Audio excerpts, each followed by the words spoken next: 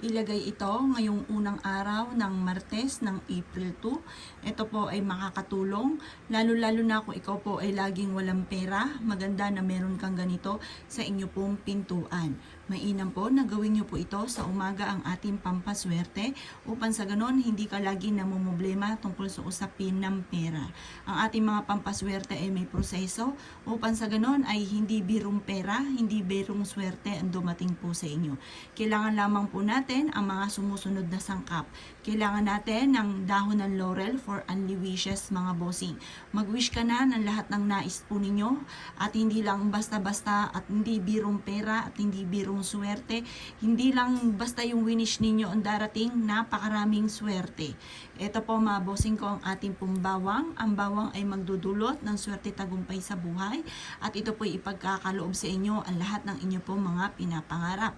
Bukod sa inyong pagiging masipag at pagiging matyaga at pananalig sa mahal na Panginoon, subukan niyo po ito mga bossing.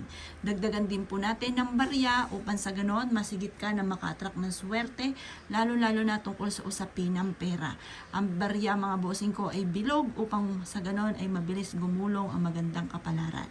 Dagdagan din po natin ito mga bossing ko ng siplak kagaya ng inyong nakikita.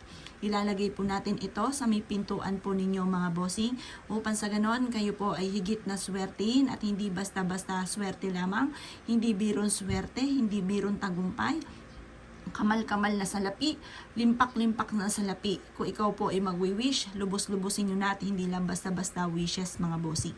Ngayon pa mga bossing ko, gawin nyo po ito ng mga bandang alas 7 ng umaga. At ibibilad natin to hanggang alas 8 lamang po ng umaga. Ganito lamang po ang inyo pong gagawin. Kumuha po kayo ng ziplock mga bossing ko.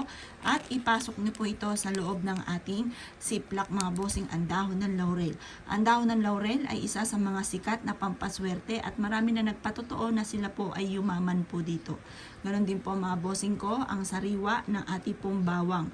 Ang bawang mga bossing ko ay nagtataboy ng mga negatibong espiritu at nag-a-attract ito na napakaraming pera mga bossing. At pagkatapos mga bossing ko, gagamitan po natin ito ng barya na napakaswerte lalo na tungkol sa pera. Para maraming pera ang darating mga bossing ko, gamitan po natin ng 3 sangkap na ito mga bossing ko na napakaswerte. Basta positive ka lamang kapag ginagawa nyo po ito. Sabihin nyo po, simula ngayon magiging mapera na ako, makakabayad na ako sa aking mga pagkakautang.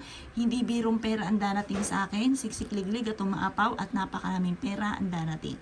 Ganon ang mga pagwi-wish na walang gamit na sana, direct to the point mga bossing ko. At ito po mga bossing ko ay isabit po ninyo or kaya po itali sa may main door po ninyo sa gawing itaas ng inyo pong pintuan mga bossing. At ito po ay makakatulong upang sa ganon, imbis na kayo po ay laging walang pera, imbis na laging minamalas, ay siksikliglig at umapaw at maraming pera ang darating. Ito po mga bossing ko ay hindi birong swerte ang darating po sa inyo. Gawin nyo po ito at gawing positibo ang inyo pong kaisipan at ang inyo pong puso't diwa mga bossing. Kaya kung kayo po naniwala at gagawin nyo po ito, good luck po sa inyo po lahat.